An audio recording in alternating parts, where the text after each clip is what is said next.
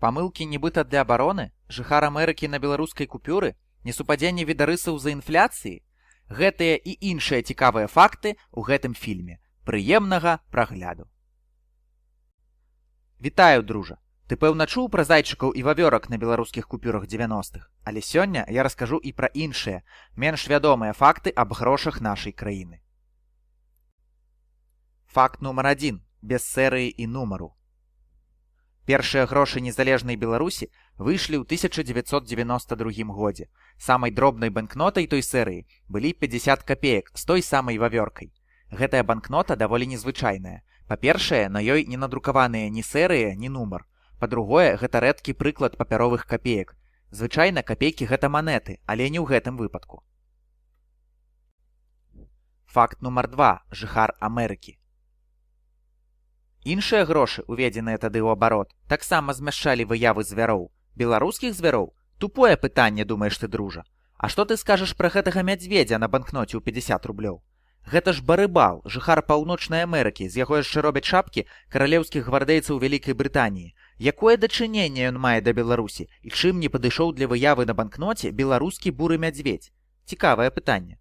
На 100 рублях быў зубар, а калі сталі з'яўляцца больш буйныя купюры, на іх ужо змяшчалі не звяроў, а будынкі. Факт нумар 3. Памылка як абарона ад фальшываманетчыкаў? 1 студзеня 2000 году увялі новую серыю грошай. На іх таксама былі будынкі. З цягам часу уводзіліся больш буйныя купюры, а больш дробныя выводзіліся з абароту. У 2002 была ўведзеная купюра ў 50 тысячаў рублёў з выявай мірскага замку. У мікратэксце «Мірскі замак» на тыльным боку гэтай купюры прысутнічае расейская літара «І», што з'яўляецца памылкай. Нацбанк пракаментаваў гэта як адну з абарон ад фальшываманетчыкаў, але на сайце ў апісанні банкноты гэтага няма. Так, у мяне ў школе таксама была настаўніца, якая калі памылілася, і яе памылку ўбачылі, пыталася ўпэўніць дзяцей, што яна іх правярала. Факт нумар 4. 50 ці 50? Мабыць, цябе, дружа, не моцна ўразіла памылка ў мікратэксце. Аднак была на беларускіх банкнотах памылка і больш прыкметная. Пасля прыняцця правілаў новай артаграфіі слова 50 стала пісацца як 50. Такім чынам, на купюрах вартасцю 50 і 50 тысячаў рублёў з'явіліся памылкі, у тым ліку на асабовым боку.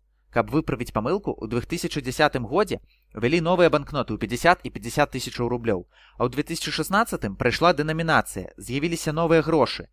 Жарт у тым, што друкаваліся яны яшчэ ў 2009. Таму памылка зноў вярнулася на 50 рублёў. Зноў выправілі яе толькі ў 2020, калі надрукавалі абноўленую банкноту. Факт нумар 5. Несупадзенне відарысаў. Пасля чарговай дэнамінацыі 2016 года з банкнотаў было прыбрана 4 нулі, а таксама уведзеныя манеты. Калі параўноўваць старыя і новыя грошы, можна заўважыць, што на старых і новых адпаведна 20 тысячах і 20, 50 тысячах і 50, 100 тысячах і 100, 200 тысячах і 200 рублях прысутнічаюць адны і тыя ж будынкі. Толькі гэтыя пары грошай не з'яўляюцца заменнікамі. 20 тысячаў адпавядае не 20 новым рублям, а 2. З іншымі тая ж самая сітуацыя. Верагодна, першапачаткова планавалася скасаваць толькі 3 нулі, але з-за інфляцыі прыйшлося скасаваць 4. Такім чынам, тое, што павінна было спрасціць прывыканне да новых грошай, наадварот, ускладніла гэты працэс. Факт нумар 6. Не зусім паводле альфабету. Кожная банкнота ўзору 2009 году прысвечана пэўнай вобласці РБ, а банкноты ў 500 рублёў гораду Мінску. Вобласці нібыта размешчаны ў альфабетным парадку, але пры выкарыстанні беларускай мовы Магілёўская вобласць павінна была бы папярэднічаць Мінскай, але на купюрах гэта не так. Такім чынам, вобласці хутчэй за ўсё стартавалі, выкарыстоўваючы расейскую мову.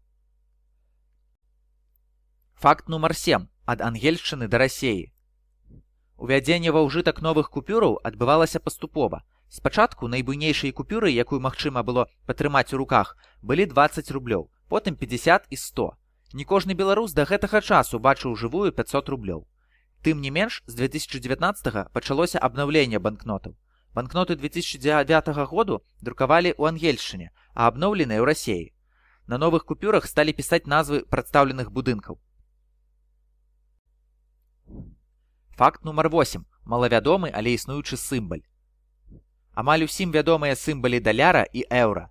Але ці бачыў ты, дружа, афіцыйны сімвал беларускага рублю? А ён ёсць. Вось ён.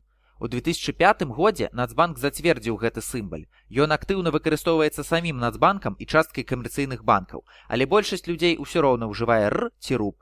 Цікава таксама, што афіцыйны сімвал супадае з сімвалем эфіёпскага быру. Факт нумар 9. Зусім не рубель. Мы прасачылі гісторыю беларускіх рублёў, але чаму наогул беларуская валюта называецца рубель? Такая назва, верагодна, ўзята з радзянскага хаўруса і падыходзіць для назвы расейскай валюты, але ніяк не да валюты незалежнай Беларусі. Так, у 90-е разглядалася пытанне ўвядзення талера, які павінен быў дзяліцца на грошы. На талерах павінны былі быць надрукаваныя славутыя беларускія дзеячы. На жаль, тады ўсё ж вырашылі назваць валюту беларускі рубель, але ў Нацбанку захаваліся эскізы талераў. Факт нумар 10. Талер узяў сваё. Не вельмі сумуй, дружа, што беларускую валюту ў свой час не назвалі талерам. У 2017 годзе з'явілася першая беларуская крыптавалюта, менавіта талер. На жаль, зараз талер перажывае не лепшыя часы.